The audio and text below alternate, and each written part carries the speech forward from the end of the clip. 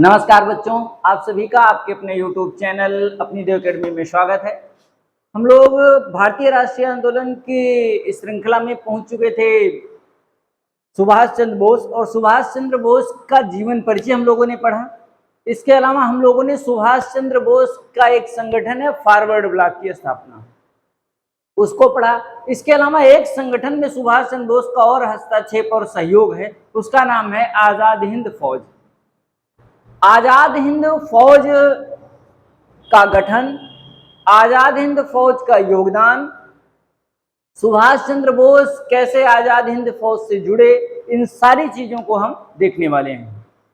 हाँ, एक चीज और आपको हम बताना चाहते हैं कि जो महत्वपूर्ण क्रांतिकारी हैं उनके बारे में, ऐसे हम लोग जैसे सुभाष चंद्र को पढ़े हैं, ऐसे कोशिश करेंगे लाला लाजपत राय, भगत सिंह, चंद्रशेखर आजाद, इनके जीवन परिचय के बारे में भी 8-10 मेन जो करेक्टर हैं इनके बारे में भी हमें पढ़ना चाहिए। और जिसके बारे में आपको पढ़ना हो आप कमेंट बॉक्स में बता सकते हैं कि किस क्रांतिकारी नेता के बारे में आपको जानकारी चाहिए।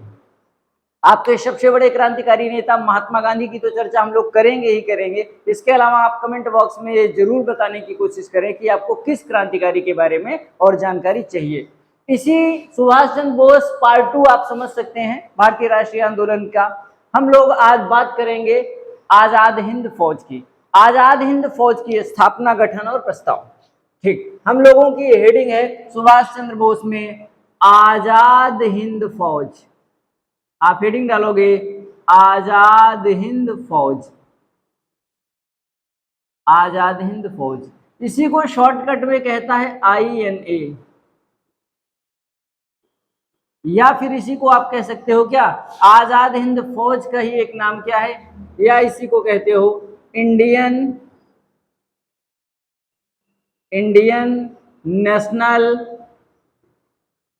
National army. ध्यान देना, आपसे चाहे INA के गठन की बात करें, या आजाद हिंद फौज शब्द का प्रयोग करे, या इंडियन नेशनल आर्मी शब्द का प्रयोग करे, ये आजाद हिंद फौज के ही नाम है। आपको कंफ्यूज बिल्कुल नहीं होना है। INA के गठन और प्रस्ताव की अब हम लोग चर्चा करेंगे। आइए बात करते हैं INA की। INA ने भी भारत से बाहर रह करके पूर्वी एशियाई देशों में ये संगठन जापान में बनेगा। कई मोहन सिंह जैसे कई अन्य लोगों के सहयोग से इसकी स्थापना होगी। आइए इसकी चर्चा करते हैं। पॉइंट में अब लिखना शुरू करोगे कि आजाद हिंद फौज के गठन का विचार सर्वप्रथम, अब इसमें पॉइंट टू पॉइंट लिखो, आजाद हिंद फौज के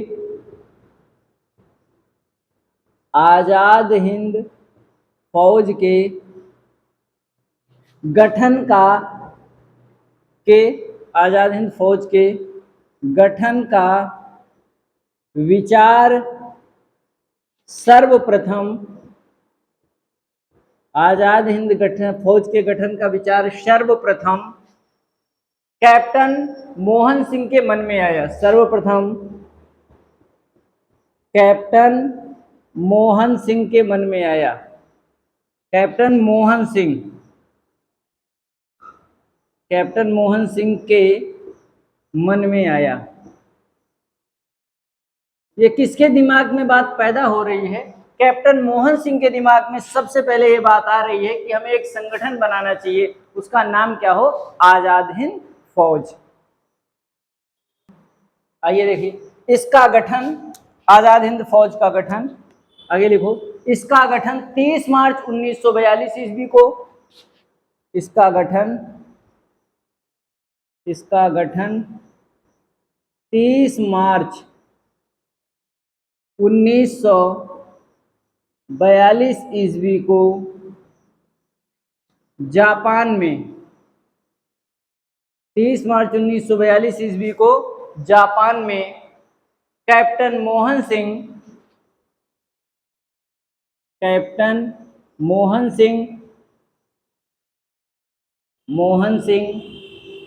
रास बिहारी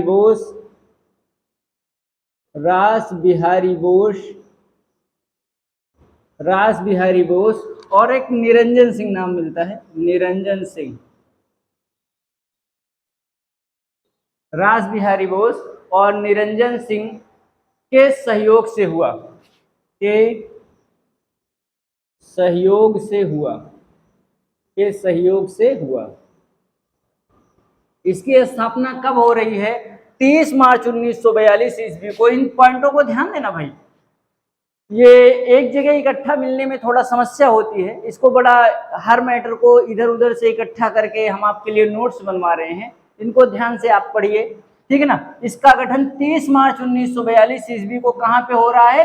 जापान में हो रहा है। और इसमें सहयोग कौन कौन कर रहा है? कैप्टन मोहन सिंह, रास बिहारी बोस और निरंजन सिंह। इन तीनों के सहयोग से 1942 ईस्वी में ही आजाद हिंद फौज की स्थापना आपकी हो रही है, यानी इंडियन नेशनल आर्मी की स्थापना हो रही है। इंडियन नेशनल आर्मी की स्थापना हो रही है। इंडियन नेशनल आर्मी की स्थापना हो रही है। आइए आगे पॉइंट में देखते हैं।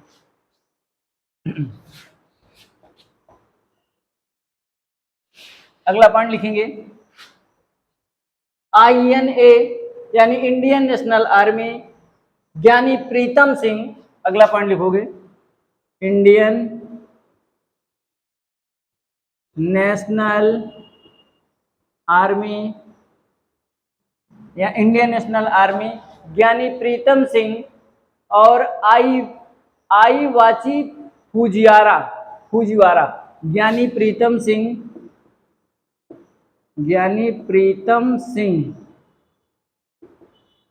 एवं आई वाची फुजिवारा,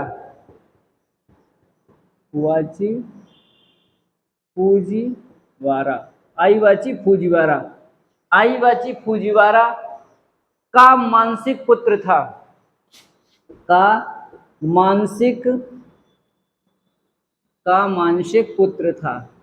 आई वाची फुजिवारा का मानसिक पुत्र था। इसका कहने का मतलब ये है कि ये जो इंडियन नेशनल आर्मी है, सबसे पहले किसके मन में आया, किसके दिमाग में ये बात पैदा हुई थी? इन्हीं के मोटिवेशन से क्या होता है? कैप्टन मोहन सिंह के मन में बात आती है, इन्हीं की देख रेख के कारण, इन्हीं के आधार के कारण। अगला लिखोगे क्योंकि ये दोनों कैप्टन मोहन सिंह को INA के नेतृत्व करने के लिए प्रोत्साहित करते हैं। क्योंकि ये दोनों कैप्टन मोहन सिंह को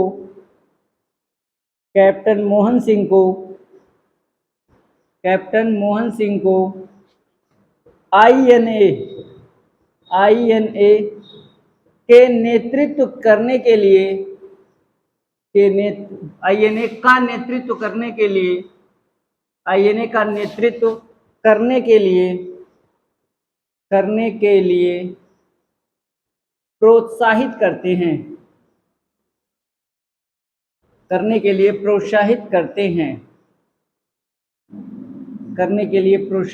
करते हैं, सबसे पहले ज्ञानी प्रीतम सिंह और आई वाची फुजिवारा, इन दोनों के मन में ही ये बात आई कि हम कैप्टन मोहन सिंह को अग्रणी बनाएं और उन्हीं के नेतृत्व में संगठन चले। इस वजह से ये इनका मानसिक पुत्र है और इन्हीं के नेतृत्व में ही कैप्टन मोहन सिंह ने क्या किया था? INA के गठन की चर्चा की थी। अगला पॉइंट लिखोगे 1942 ईस्वी में मोहन सिंह के नेतृत्व में ही इंडियन नेशनल आर्मी का गठन किया गया। अगला पॉइंट लिखोगे 1942 ईस्वी में INA का गठन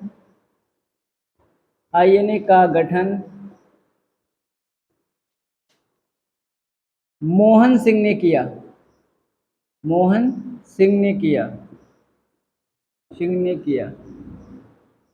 INA का गठन कौन कर रहा है? कैप्टन मोहन सिंह ने 1942 ईस्वी में INA का गठन किया।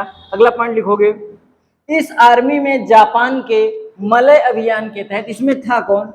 इस आर्मी में जापान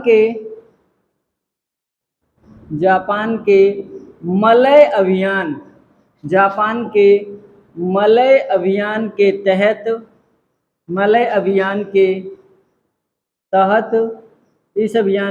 इस आर्मी में जापान के मलय अभियान के तहत पराजित ब्रिटिश सेना के मलय अभियान के तहत पराजित ब्रिटिश सेना के मलय अभियान के तहत पराजित ब्रिटिश सेना के भारतीय सैनिकों को सम्मिलित किया गया। ब्रिटिश सेना के भारतीय सैनिकों को सम्मिलित किया गया। भारतीय सैनिकों को सम्मिलित किया गया।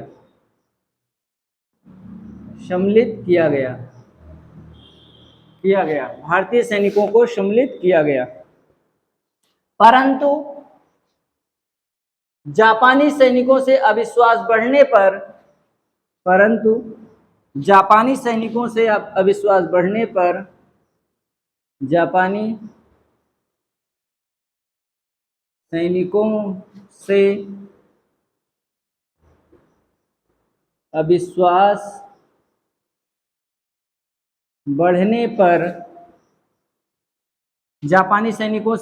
बढ़ने पर सैनिकों ने कैप्टन मोहन सिंह को बंदी बना लिया। कैप्टन मोहन सिंह को बंदी बना लिया। कैप्टन मोहन सिंह को बंदी बना लिया। आप बात समझने की कोशिश करें। 1942 ईस्वी में आईएनए का गठन कैप्टन मोहन सिंह ने किया। आईएनए यानी Indian national army, Azad Hind फौज में थे कौन? ऐसे भारतीय शामिल थे जो ब्रिटिश सेना की तरफ से लड़ रहे थे और मलय अभियान के तहत वो पराजित हो गए थे। ऐसे भारतीय, इस आर्मी में जापान के मलय अभियान के तहत पराजित ब्रिटिश सेना के भारतीय सैनिकों को शामिल किया गया।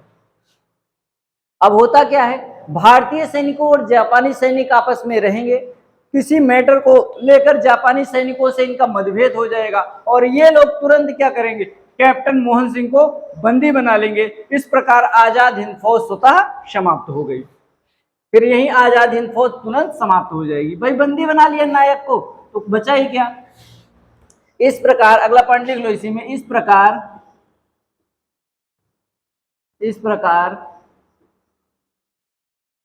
आजाद हिंद फौज समाप्त हो गई।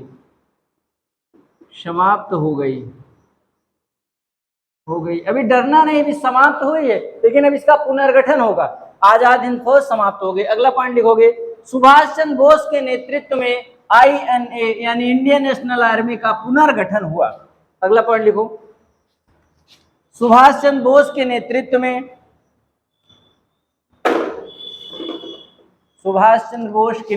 में, अब ये ध्यान देना, सुभाष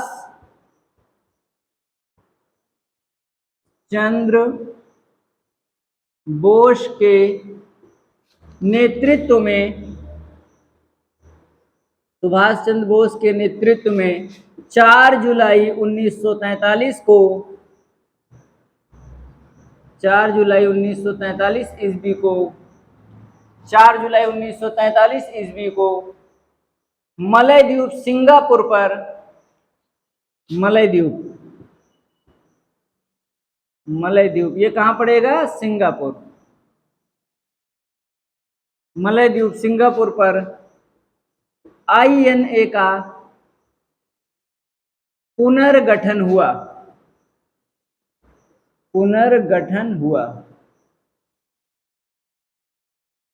ध्यान देना, तो आईएनए का पुनर्गठन कब हो रहा, 1943 ईस्वी में। वो संगठन जिसको 1942 में कैप्टन मोहन सिंह ने मलय अभियान के तहत पराजित भारतीयों से जोड़ करके बनाया था, बाद में जापानी सेना ने इनको बंदी बना लिया, तो ये संगठन स्वतः ही समाप्त हो गया था। बाद में सिंगापुर में सुभाष चंद्र बोस ने 1943 ईस्वी में पुनः आईएनए का पुनर्गठन किया। ये वही आईएनए है जिसका पुनर्गठन होगा, तो ये भारतीय राष्ट्रीय आंदोलन में द्वितीय विश्व युद्ध के समय भारत की तरफ से काफी नेतृत्व और हस्तक्षेप करेंगे। अगला पॉइंट लिखोगे, अच्छा, आगे एक पॉइंट और लिख लो, यह नेतृत्व रास बिहारी बोस ने सुभाष चंद्र बोस को सौंपा था। यानी कहीं ना कहीं रास बिहारी बोस इस संगठन से भी जुड़े थे। अगला, यह नेतृत्व रास बिहारी बोस ने सुभाष चंद्र बोस को सौंपा था। सुभाष चंद्र बोस को सौंपा था क्योंकि जो मीटिंग बुलाई गई थी सिंगापुर में, उसको कौन बुलाया था, ऑर्गेनाइज कौन किया था मीटिंग, वो रास बिहारी बोस ही थे।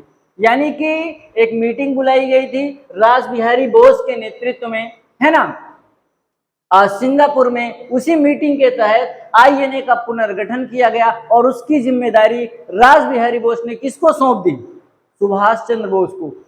किसको सौंप दी गई, सुभाष चंद्र बोस को। आइए अब देख लेते हैं थोड़ा सा इनका जीवन काल, आइए थोड़ा सा चर्चा करते हैं। देखिए, जब विश्व युद्ध चल रहा था तो इन्होंने काफी हस्तक्षेप करना शुरू किया। इनको क्या किया गया था, कलकत्ता में किसी मैटर को लेकर के इनको मूर्ति तोड़ने के विरोध में इनको गिरफ्तार किया गया और फिर इनका स्वास्थ्य खराब होने के कारण घर में ही नजरबंद कर दिया गया। अगला पॉइंट लिखोगे, 5 दिसंबर 1942 ईस्वी को इन्हें घर में ही नजरबंद कर दिया गया। किसको, सुभाष चंद्र बोस को। 5 दिसंबर 1940 ईस्वी को 1940 ईस्वी को सुभाष चंद्र को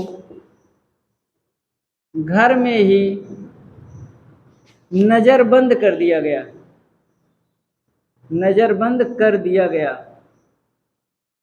घर में ही नजरबंद कर दिया गया।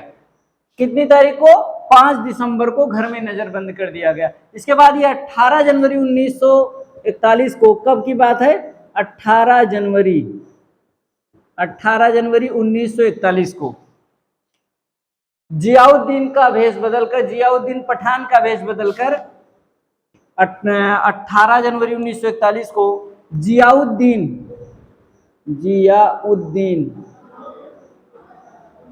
जियाउद्दीन पठान का भेष बदलकर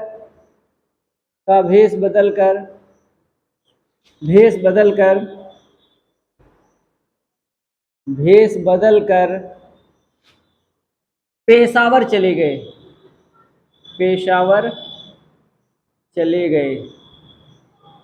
चले गए। आप देखिए किस पठान के भेष में गए हैं, जियाउद्दीन नामक एक व्यक्ति इनके यहाँ रहता था, उसी का भेष बना करके, उसी का रोल अपना करके ये यहाँ से चले जाते हैं पेशावर से काबुल से होते हुए ये बर्लिन पहुंचेंगे लास्ट में। आइए आगे लिखो, ये पेशावर से काबुल से मास्को से बर्लिन पहुंचे। ये पेशावर से काबुल से मास्को यानी रूस, मास्को से कहां पहुंचे, बर्लिन पहुंचे। जर्मनी की राजधानी क्या है, बर्लिन पहुंचे। देखिए इनके जाने का क्रम, पेशावर, काबुल, मास्को और फिर ये बर्लिन पहुंचेंगे। बर्लिन में क्या होगा, इनका स्वागत किया जाएगा।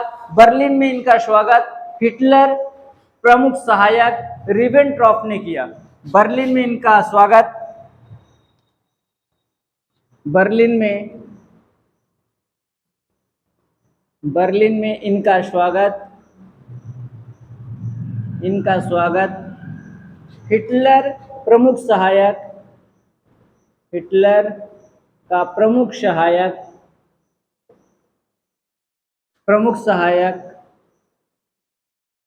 हिटलर का प्रमुख सहायक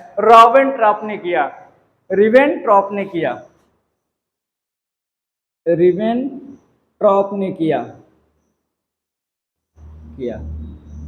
बर्लिन जब ये पहुंचे तो इनका स्वागत कौन करता है, रिबेनट्रॉप करता है। रिबेनट्रॉप कौन है, ये उस समय वहां का हिटलर का प्रमुख सहायक व्यक्ति है, जिसने क्या किया था, इनका स्वागत किया था। अगला पॉइंट देखिए,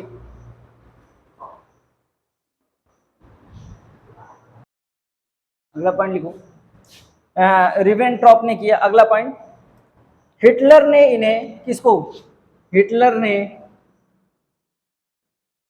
ने इन्हें इसे सुभाष चंद्र को नेता की उपाधि दी, नेताजी की उपाधि दी। सुभाष चंद्र बोस को नेताजी किसने कहा था? भैया हिटलर ने कहा था। हिटलर ने ही क्या कहा था इनको? नेताजी की उपाधि दी थी। किसको? सुभाष चंद्र बोस को। अब आगे क्या होगा?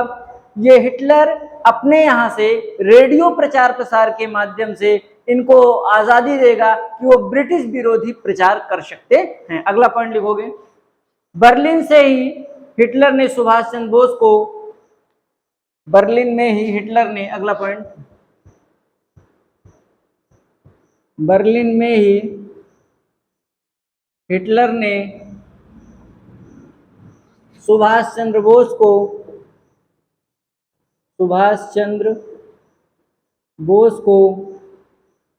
ब्रिटिश विरोधी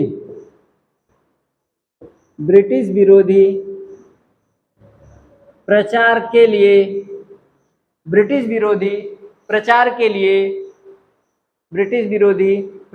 लिए बर्लिन रेडियो से आज्ञा दी।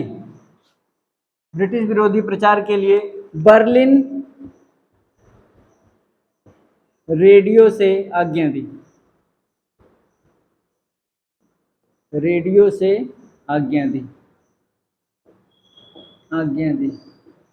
बर्लिन रेडियो से आज्ञा दी और एक आजाद हिंद फौज संगठन स्थापित करने की आज्ञा प्रदान की और भारतीय युद्धबंदियों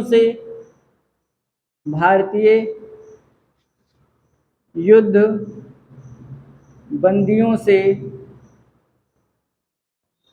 एक आजाद हिंद फौज स्थापित करने की आज्ञा दी। आजाद हिंद फौज स्थापित करने की आज्ञा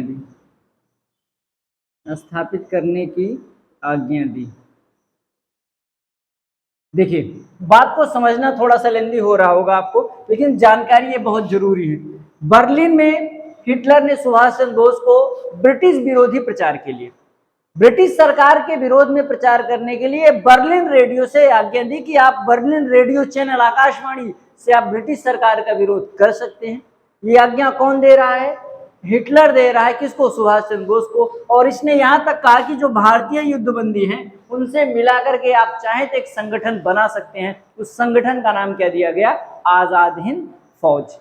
आजाद हिंद फौज की स्थापना आप चाहें तो बर्लिन रेडियो के माध्यम से लोगों को जागरूक करें कि जो भी युद्धबंदी है, जो भी कुछ नहीं कर सकते हैं, वो आकर के हमारे साथ आजाद हिंद फौज में जुड़े। और ब्रिटिश सरकार बड़ा गंदा काम कर रही है, ब्रिटिश सरकार की अवहेलना कर रहे हैं। ये तमाम काम जो है कौन आदेश दे रहा है? हिटलर ने दिया। और हिटलर ने कहां से दिया था? अपने नेशनल मीडिया चैनल, अपने नेशनल जो चैनल है जो पूरे भारत को नहीं पूरे विश्व को संबोधित करता है, उस चैनल से, आकाशवाणी से आज्ञा दी कि आप ब्रिटिश विरोधी प्रचार कर सकते हैं और अपने लोगों को मिलाने के लिए एक आजाद हिंद फौज का गठन कर सकते हैं। एक पॉइंट और लिख लो। इसी समय 1942 ईस्वी में, इसी समय 1942 ईस्वी में दिल्ली बम कांड के दोषी के मास्टरमाइंड लिखो, के मास्टरमाइंड, दिल्ली बम कांड के मास्टरमाइंड रास बिहारी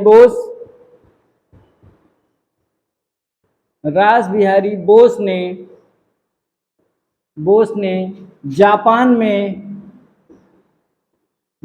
में इंडियन इंडिपेंडेंस लीग की स्थापना की। इंडियन इंडिपेंडेंस लीग की स्थापना की। जापान में इंडियन इंडिपेंडेंस लीग की स्थापना की। अच्छा, स्थापना की। अब देखो, रास बिहारी बोस, सुभाष चंद्र बोस, कैप्टन मोहन सिंह, अब इन तीनों लोगों ने एक ऐसी विश्व स्तर पे, एक बर्लिन में संगठन बना रहा है, कोई जापान में बना रहा है, अंत में सिंगापुर में एक मीटिंग होगी और उस सब का नेतृत्व रास बिहारी बोस किसको दे देंगे? सुभाष चंद्र बोस को दे देंगे। आगे लिखो, सिंगापुर मीटिंग के दौरान, सिंगापुर की मीटिंग के दौरान रास बिहारी बोस ने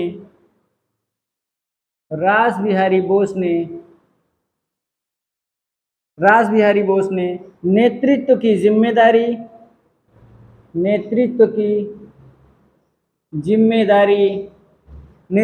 जिम्मेदारी सुभाष चंद्र बोस को दी। सुभाष चंद्र बोस को दी। अब क्या होगा? 1943 ईस्वी में सिंगापुर में एक विशाल जनसभा होगी और अस्थायी सरकार की घोषणा की जाएगी। अगला पॉइंट देखो, 1943 ईस्वी में सिंगापुर में एक विशाल जनसभा का आयोजन होगा। 1943 ईस्वी में सिंगापुर में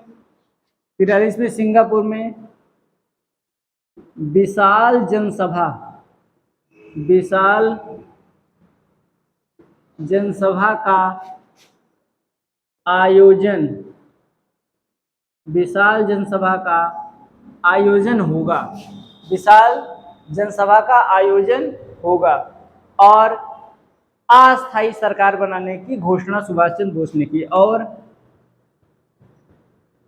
अस्थायी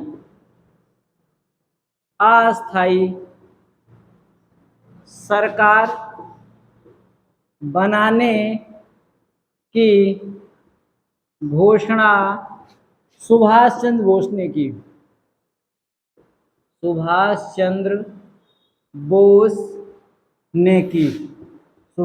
बोस ने की। अस्थायी सरकार बनाने की घोषणा सुभाष चंद्र बोस ने की। स्वयं क्या बने? स्वयं राष्ट्रपति, प्रधानमंत्री, रक्षा मंत्री स्वयं बने। जो घोषणा की उसका ये तीनों विभाग, ये महत्वपूर्ण विभाग, ये सब अपने पास रखे और अस्थायी सरकार बनाने की इन्होंने घोषणा कर दी। किसने? सुभाष चंद्र बोस ने। और 1943 ईस्वी में अंडमान के कई द्वीपों पर कब्जा कर लिया। 1943 ईस्वी में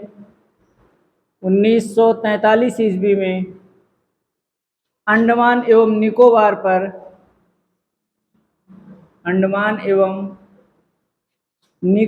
पर कब्जा कर लिया। अंडमान और निकोबार द्वीप पर क्या किया इन्होंने? कब्जा कर लिया। और 6 जुलाई 1944 को रंगून रेडियो से गांधी जी को राष्ट्रपिता की उपाधि दी। 6 जुलाई 1944 को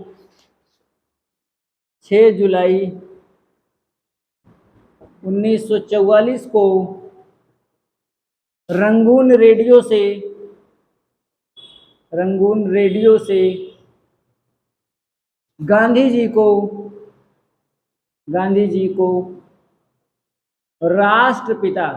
को राष्ट्रपिता की उपाधि दी। राष्ट्रपिता की उपाधि दी।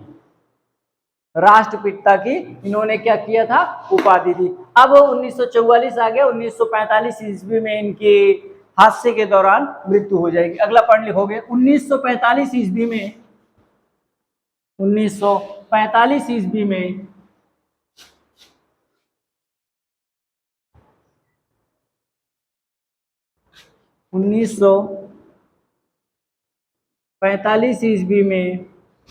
सुभाष चंद्र बोस और हबीबुर रहमान है, थोड़ा नाम कठिन है, और हबीबुर रहमान, हबीबुर रहमान। 1945 ईस्वी में सुभाष चंद्र बोस और हबीबुर रहमान टोक्यो जाने के फार्मोसा हवाई अड्डे से विमान से रवाना हुए। टोक्यो जाने के लिए फार्मोसा हवाई अड्डे से रवाना हुए। टोक्यो जाने के लिए रहमान टोक्यो जाने के लिए फार्मोसा हवाई अड्डे से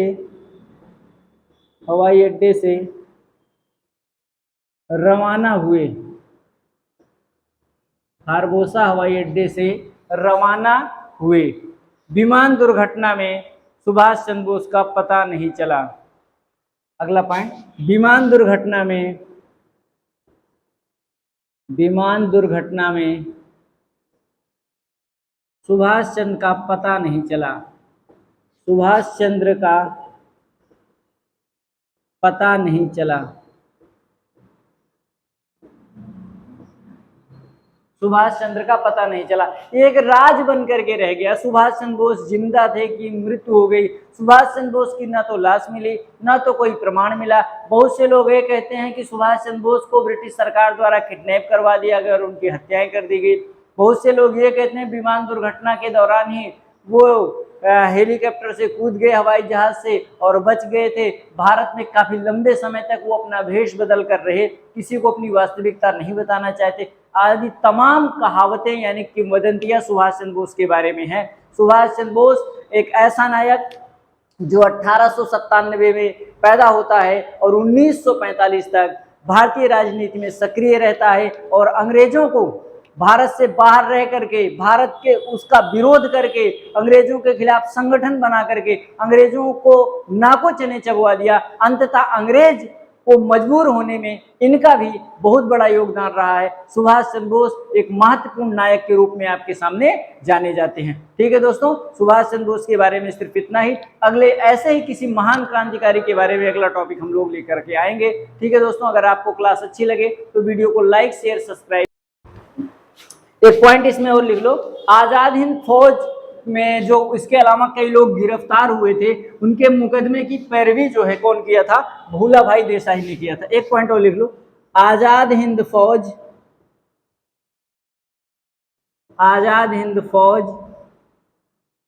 में गिरफ्तार लोगों के मुकदमे की पैरवी आप कौन किया था? भूला भाई देसाई ने, सरकारी वकील थे भूला भाई देसाई